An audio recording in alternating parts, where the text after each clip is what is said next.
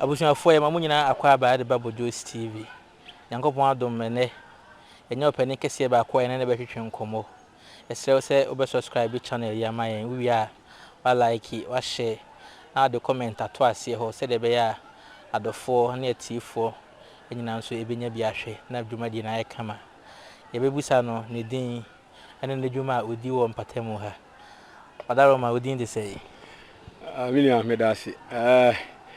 dia maofo de ma me de Atuahene Michael ba jama hote dia dodo no a edini me Okusie la oba seche south ha kurubia e friend Agona Asante Agona me assembly member or one of the electoral areas Asikafoamantem electoral area hona me di medjuma anti dodo no afrem honorable Okusie ana bo we de ye mo akwa Babojos TV awia ye pese ye fa kwan bi so ne no twetwe nkomo kakra de pese ye hunu kakra sisia ye ka se honorable Michael Atuahene na Okusie a one hwan selam di kaka no di amma me adema me no anam papa adema me ne ye Atuahene Michael nye di dafam kura wo hwe di no mu di pa ye Atuahene ya nyese mi kutu wo hene bi di na enso na di a abempo di la ya wo me Asante Agona ya hada mi she mi school ase ko me nimwa wie toaso na me de call journalism school me yensem twroni ti emprempre di me yensem twroni me di me dwuma wo osrane no so Agona na ise itiemu a buko school ya wo kromu ha bibia ye kromu ha ya ewie no ya call journalism school na ise adwuma ye wa famu bi na ise oye pani wo me di mutintima pa ya de ya mi ase na ye pese ye hunu wa abrabo mu no we nyini fofo na ni so ade hunu net sei den kwa na nsem twra adwuma no ba mu wow me nyini de obi akora bia we se wo nyina na ubisa akora ne de obeya obo doctor obo teacher obo nurse obo pilot engineer ni ade na initially I say me nyini no na me akasa no me wo hwa me talkative pa enti me imagine se na mani jinsam twra adwuma ho dada me hwese de obi samtwro di ba TV so di dwuma na se ma ho me kapa enti me nyini de na mpese me yensam twro ni enti nyanwanwa se me di copy ho ti wunyini nyina na wo wani so be yensam twro ni ene ne Nyankopon aboa aso ama dwuma de na ba so enti nsam twro adwuma no emu nsam te sen wow enye ade a we be se edafem because say dey sip dey ntia me ebusa no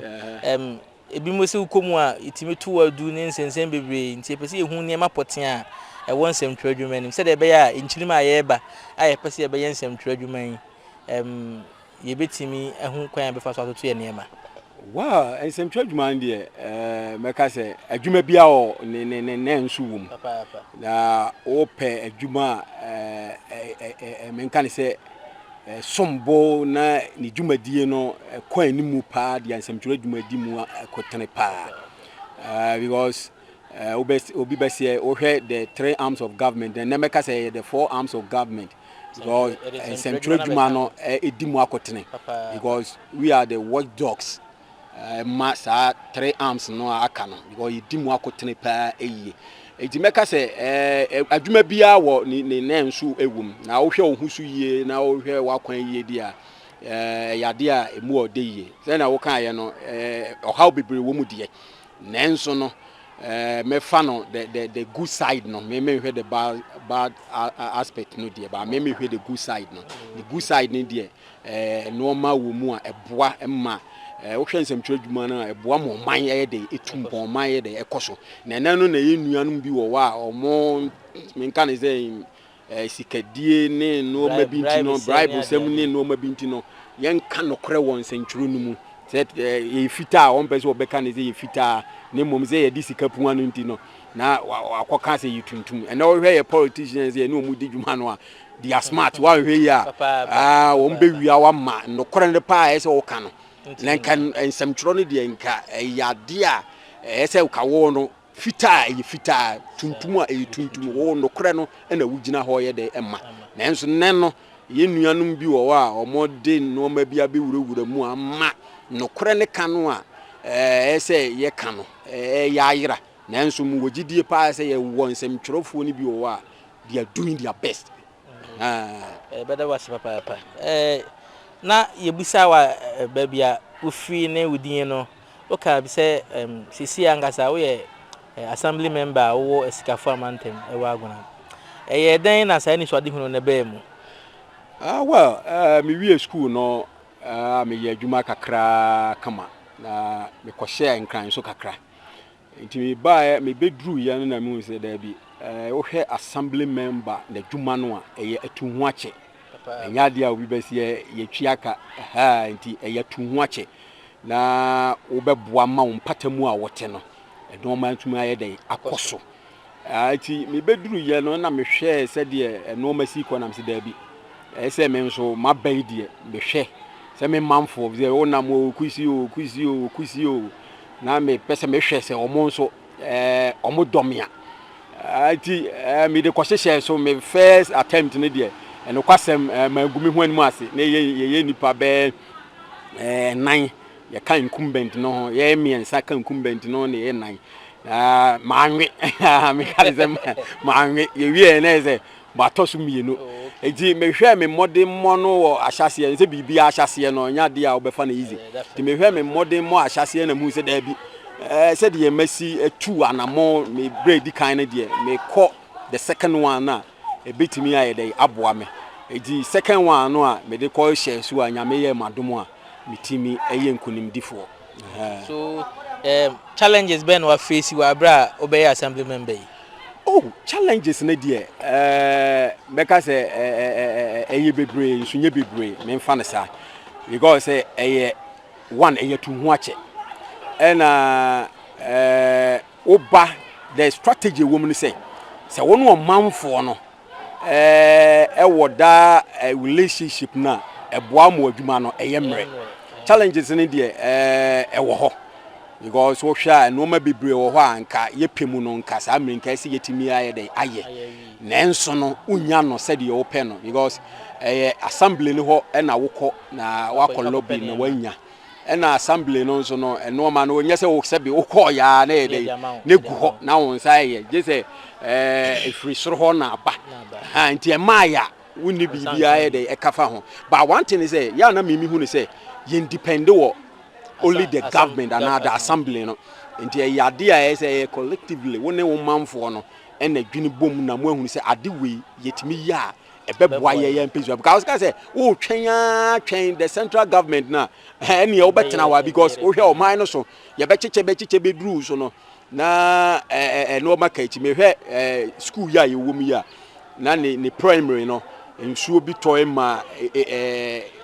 dinosaur epai na ye twere kwa assembly ye tu hu na mo bebre na ye twen say common fund beba ti common fund ma ya wo tena hwa itimi school for say so musua de honzo na primary na hwe ne primary no so aye nkwala no lower primary no nkwala no pa no na ewo ho no kindergarten no omo na yes keji no omo na ewo ho nti wo ka so twen ya na say ya de a hadwo twen ye kra na ofo bia koyi ne ba school ni enti ye we no na me de toto omanfo wo amanone aya agona man agonafo ma omo wa amanone me de toto omo anim nyame ya adom omo ba ye moa emma na wo kohwa dan no yetimi aye de aboso kama enti entena wo say wo twen challenges ni de ade ba wo ka so wo tena ho say wo twen the central government no ngo anu a ele say ye na ye de enuru wo so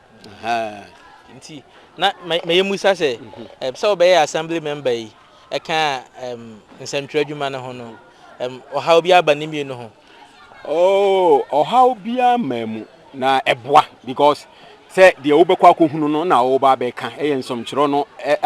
fa no ukohunu na oba be ye e ba beka ho asem enti no mehwe adwuma we nso no assembly man adwuma no enya se wote fa ako eno nso won nam na no ma bia enko yie no na woti media ye dey akwa assembly no na assembly no nso atu ho anamo na moa bia ye dey free ho aba enti no utimi se ekope saa adwuma no nyinaa yɛ dɛ ɛkɔpɛ a kyɛ sɛ ɛboa ma dwumadie no yɛ dɛ ɛkɔ so nti na ona bo ma me musa wasɛm wei wo assembly ni mu no do challenges no wo ho de nanso ye pese hu se ebi ana adodode nketenkete bi befi ba bia ba no so ho asɛm te sɛ wow assembly said yes yakoye no yes say me fa say for example yes say the Bob Saba say yen chema assembly members na say obi is entitled to one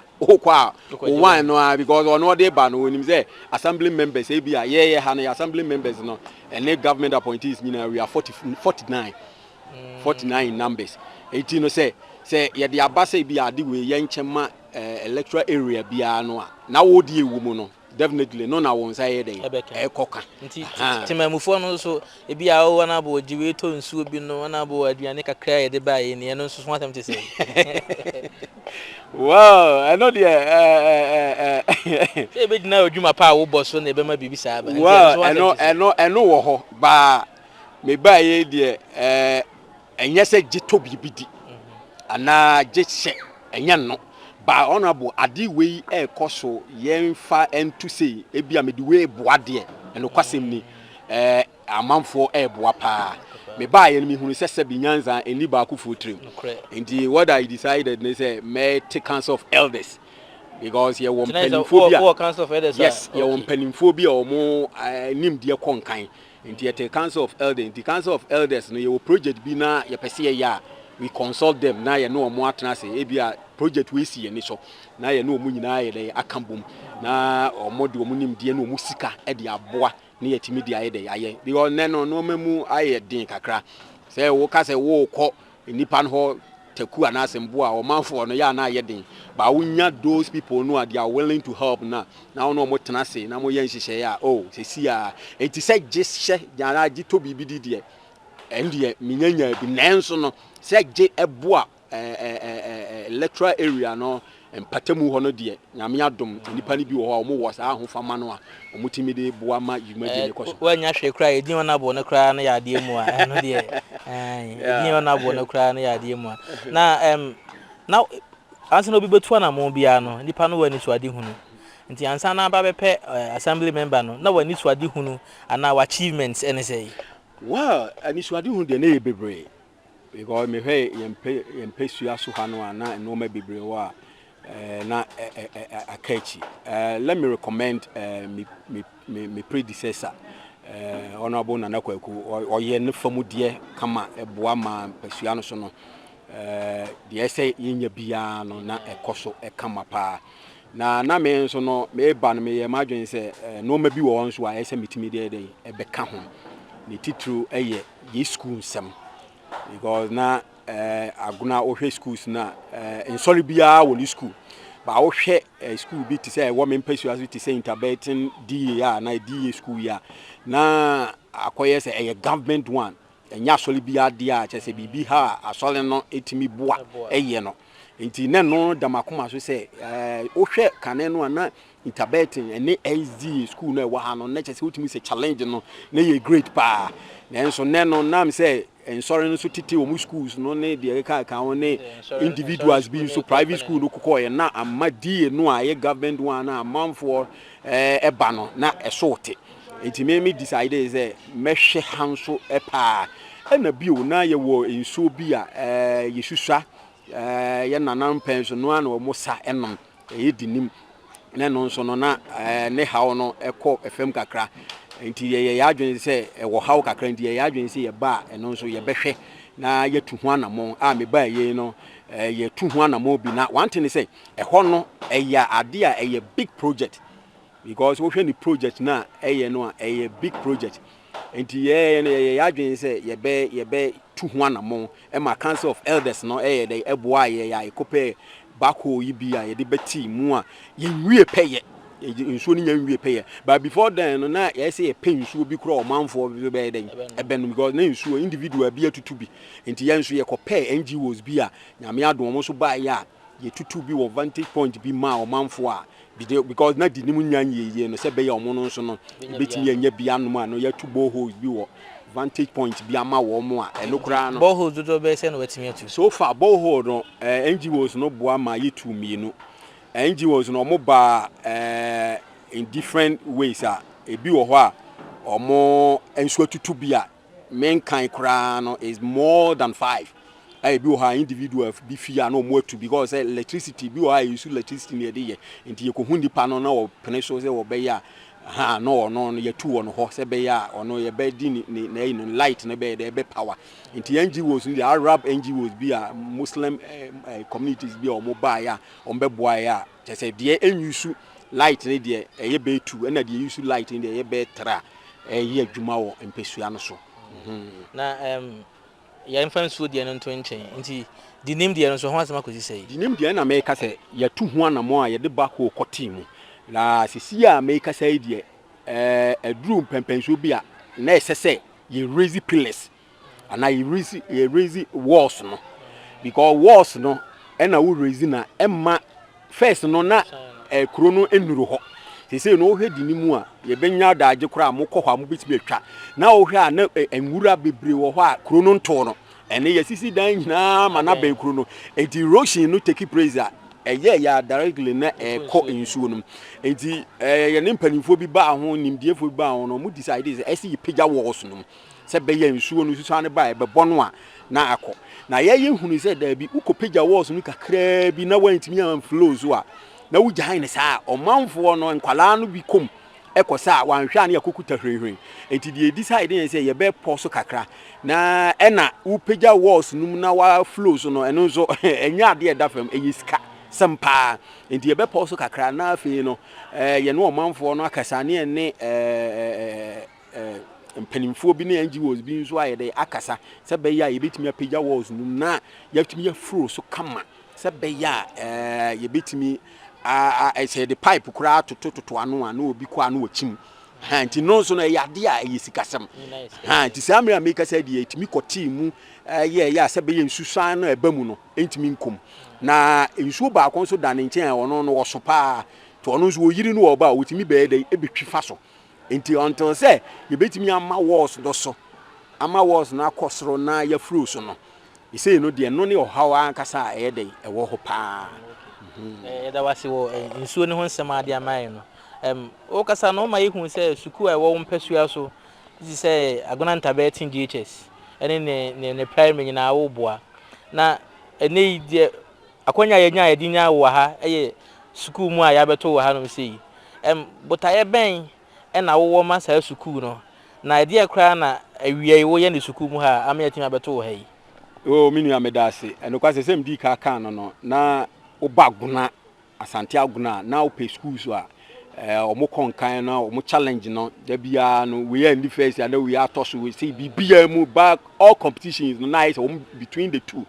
ba emre kwani mu no yehunu se ba kwa pija no ho e chen ba ko e wo bibia mu enti me ba ye na hu se da bi se de no ma si ko no e se me mama ni nso e ko because school yi no e wo me mpesua no so ha nti na ese me mama ni ko ho na yetimi ema ne ntoma pa na first ni fra no yesa pijam no fa ne ntoma pa na ye dey ifra nti no de me di kan ye no me first time no me ye madwen se me motivating kwara no more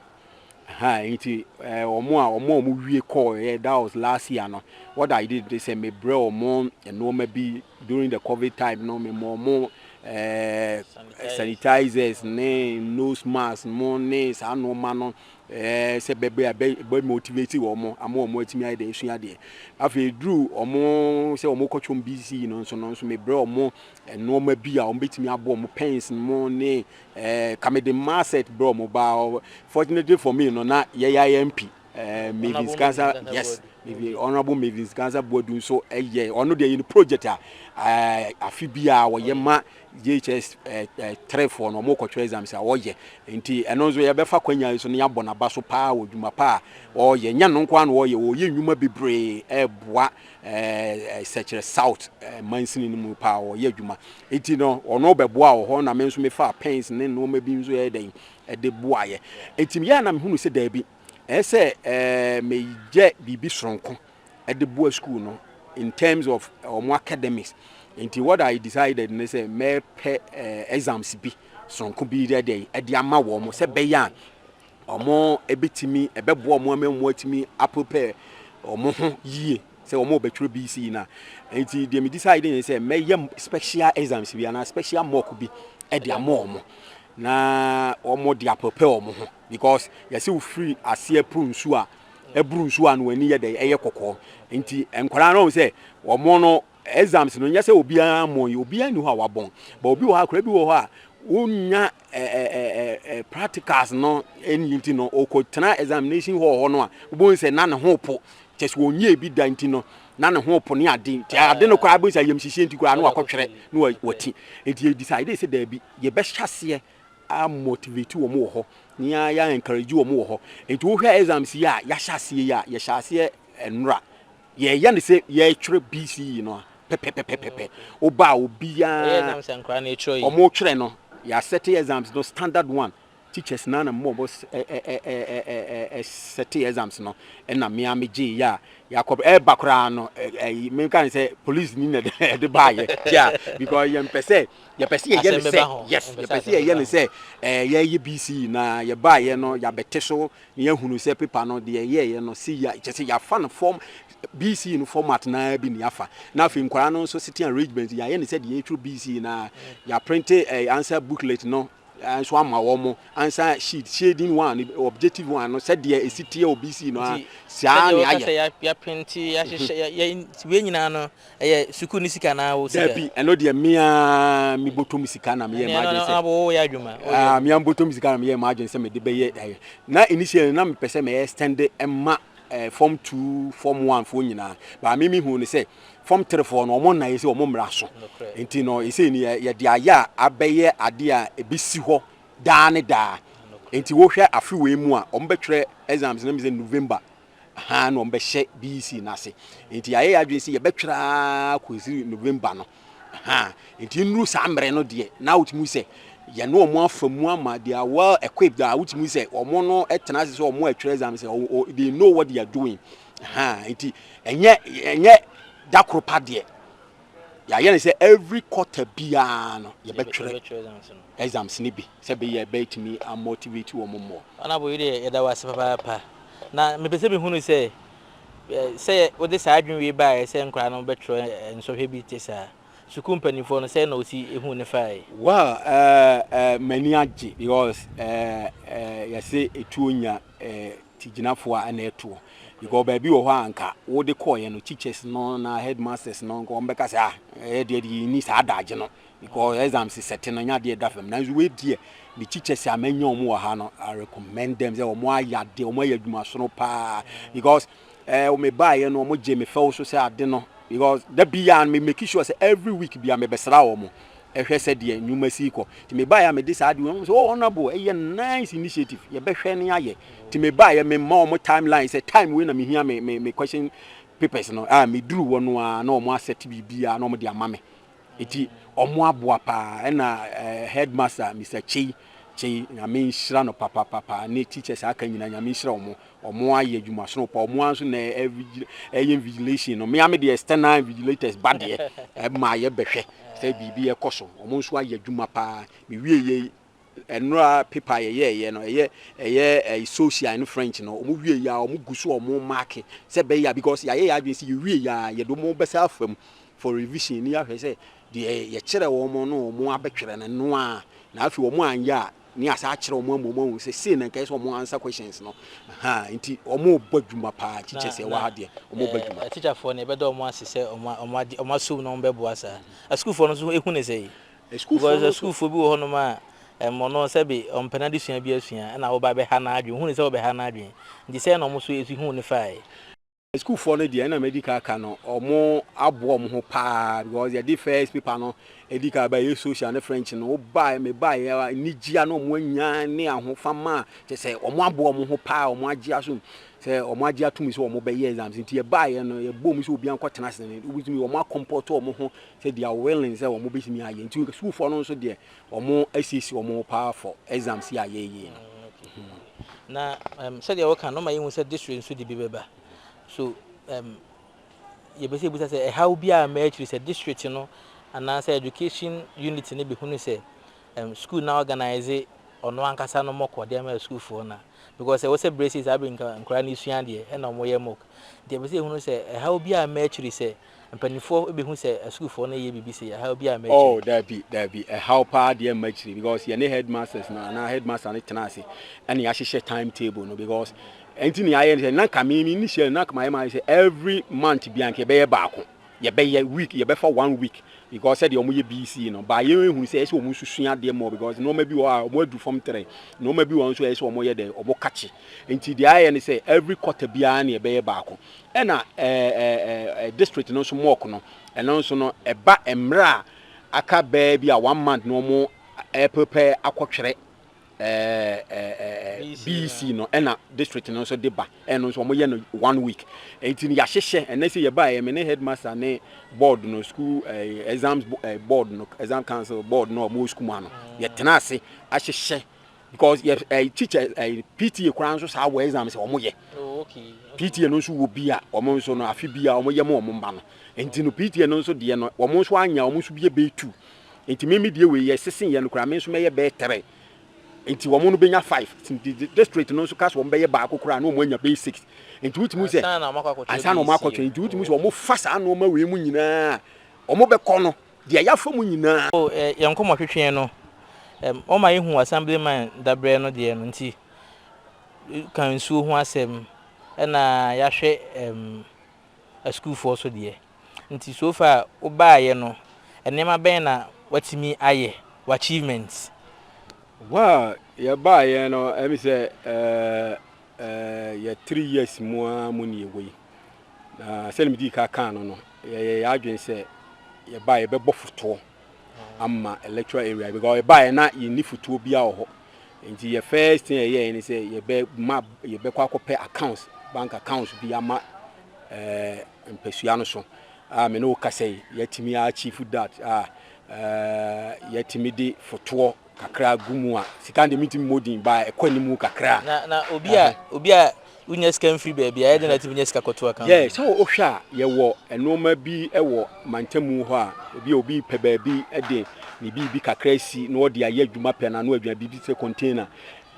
ye hwe hunu se ye ne assembly din sa wo so se aha ni pay say oye bibi se bi wo pese opam ade wo pese odi container you see let's not forget say container a temporary aha nti eni nipa ne kasa ni am assembly na ide abam no abehwe nti wo behwe o mo behwe expert ni behwe hunu say oh aha ye di container we si ebeboa ni ama ne de si ni ya mo ya we say ye pe bibi kakra e de ama empesua no so na afi no eno so no ye beba receipt e bi adanse say yaje o sika wi ye Asikafoamantem ye receipt ne ye de amount ne ya twa say receipt na amount eno bi na say bob wu ba bi a ne ya pe obi a onim ehunim de ne ama na foro na wakwa akoye no na ye wo ba bi nso ye to bola eguo container ye tugum eno so ye je empeso akakra enso firi ho eni nyina no ne abobo ano asebe ye ndie na ye de akogu ho sebe ya bibisi a na yakofa bi ne de aye de aye eno ewo ho ena most at times no ye wo eno ma bibra nye se ye di ye ni hunu bibi ti se se bia ye tunsu a obehunu se ye tunsu we nipa so mesi na ye enya no ye so ye hunu se da se ye build nipa no so a ye no omo ewo because nipa no bi ti se nipa no yale na oni apomodin a ni dwumadie bi a wodi bi enko nti ye ba ye hunu se se ye pe empanimfo bi a se health yi bi a omo so nim die kwanimu se ombeba ewo futuom ti ye health screening ya health screening dodo no ama ye manfo a omo ba bi a ni omo aba ni abehwe free screening nti omo aba advice o say bi a no ma we wo ya ebeboa eno so nyina wa na ofa ho kan ya ye fa ho kan ye de omo aba ni aye ena na say wudimi say MTN for ekofa system registration enso by eno no so ye manfo no emfro ka nkokuma se ne manfo no mo akwakoye because ni MTN ni Vodafone office bi a wa ha eno se ye ya yitu anamo ekofo mo ba na omo abeya mo manfo na se no makwanimu ena wo hwa ye mpesua so ano ye how ba akupa na wo ha ye public toilet wo hwa ene no nyame adomu a honorable Mavis in cancer board yɛtene so ani asɔle na dawroma o maaye tan sita ye guso a me no kasai aka ketekete na de aka yi nsuo na anu ye kɔ mampɔn yakodi hu dwuma nsuo nso aye den aba ya connect atumu a ye hwɛ sɛ animanimu ya me no kasai workers gu a omo ye ho adwuma na no ye haw kɛse pa ba bi a ɔsɛbe ɔmanfo ebegye ɔmo anan no na ye ade a ha dwene a ye guso a no nso ye di hu dwuma ɛna afei nso de na to so biem ɛyɛ yakwan wo hwɛ ye mantamu akwan no a street mu akwan na ya de a ɛno nso ha dwene pa yi na nyame en charge me predecessor ne pension no ye dwi so ne no hwɛ a no ma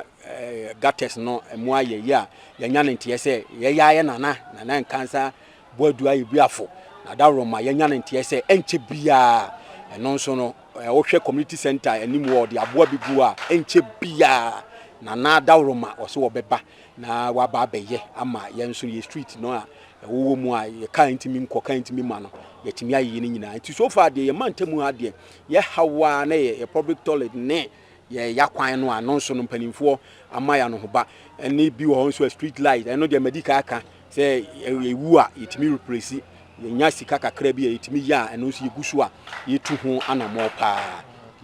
nti ana wo ye bebusa bi o mpempi no ye hu bi obi be ye assemblyman and assembly member or kwa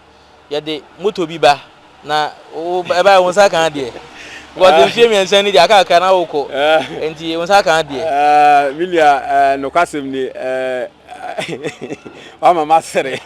no kwasem moto na ye de ba no ye de ba say assemblyman wunjumadi mu say bia won say aha no ya ba bi wa rural areas ni ade nti ye say wo ko na wo de moto no ekodi udwuma nti ye ya ha no ye nso nyame adom ye presiding member honorable Mike na dawroma wakɔgye ye nso moto na ba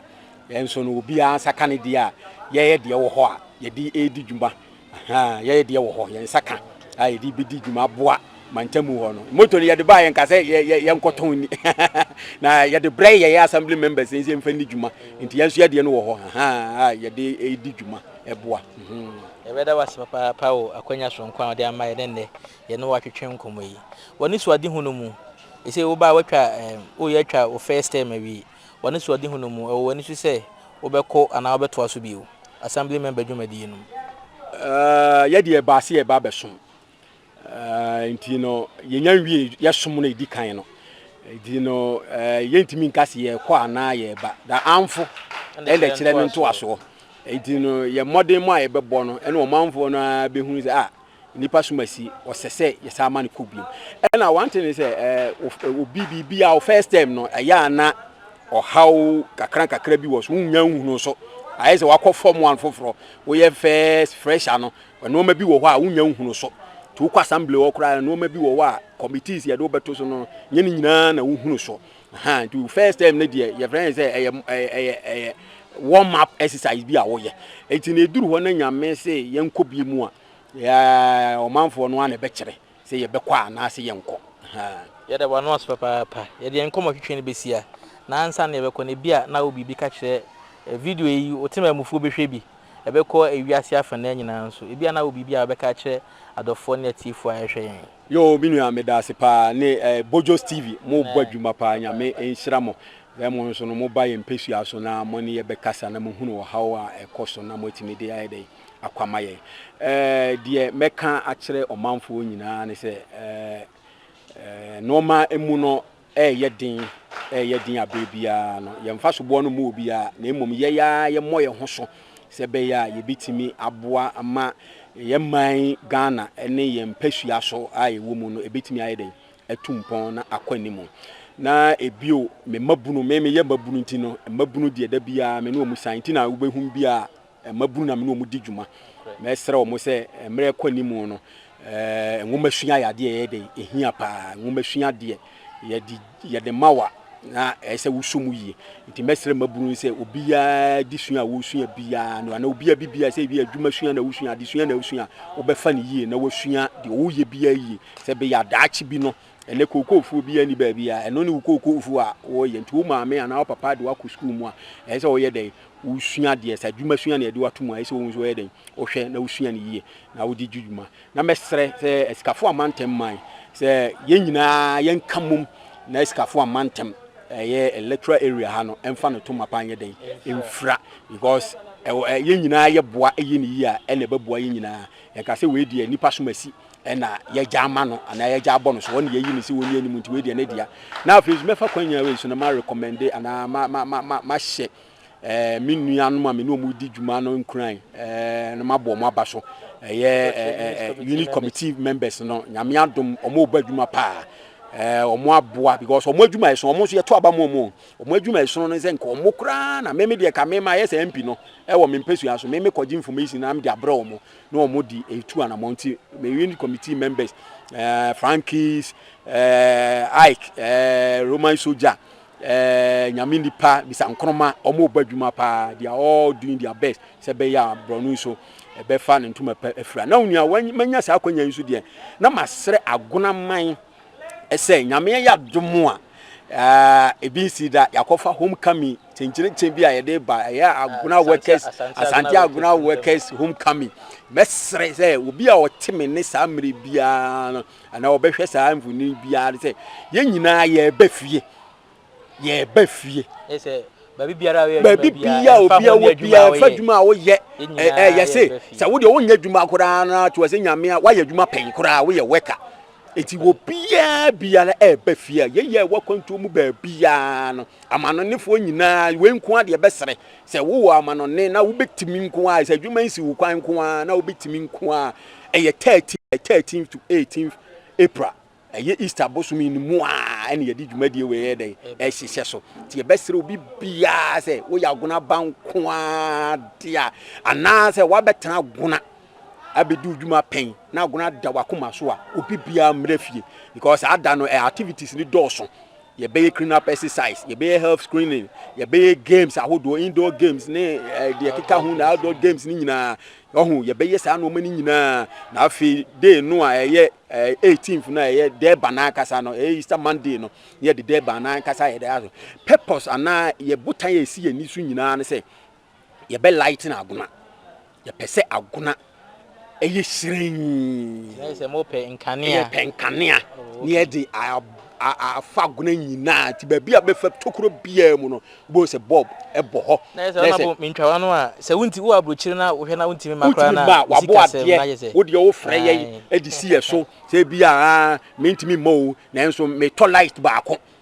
edi aboa ama Agona afa no because Agona nye kroketwa Agona okonfo na chikuru Agona achese ye ka history of Agona in political gure ka history of Agona ye bibia akona nim Agona ikura akona nim pa ye besro manfo ze obi bia mrafi se wa besom wa ha wo betena Agona umfiri ha no ade wa betena se ufiri ha ye nyina ye bafie on the 13th to 18th te said ye kwawu Easter duru wa na kwawu no sanse ne se de ye kan se Agona to bia mrafie ye nyina meboa na Agona emfa no to mapan ye den infra bra ye be open forum ahodo na obi amfa na adwene emra se be ya Agona ne ntoma pa no ye betimi tade fra no na Agona abaye krabebe ti ye si obi ankuran se obi amomoden se obe den obeba fie na Easter no boso minimum de ebeye die se emaburu no obi ka se na monso mo bash bi ni nyina bi gum activities doso ye be dia agura hodo ye be se ye nempanimfu a omo akonkan betwetwe nkomo ne aginimdie bebe ye hu flyer na ye hu se mpanimfu akukuda mo so pa Thomas ne Rekubro be James Gardner mom ye movie no ye hu nipa bebre ye won panimfo kuda mo a omo ebo Agona chidom pa omo ewo ho we die ye pese ye da omo nyina di e kira Agona man to obi bia mrafie no mehwe no ma culture ahodo nso culture activities bebre bekoso nananom betre dwom ma obi bia koso kama enti ye besere we die ye nsa de enseyem say we die first of its kind ye besere so obi bia ebebo modern so obeba fie na 13th to 18th April no yetime de aboa ma Agona man afa ntuma pefra ofie wo no wo kwa assembly wa ya ma wa box no noso kakra bi untimi mfa nwura ba bia nti wo behu a we se honorable be bro no so esum wo ho me ha esum wo ho ni nyina no day no etu obetwa ye nyina e be kambom ni ya light na Agona ama Agona usi Agona utimi say yes Agona aya Agona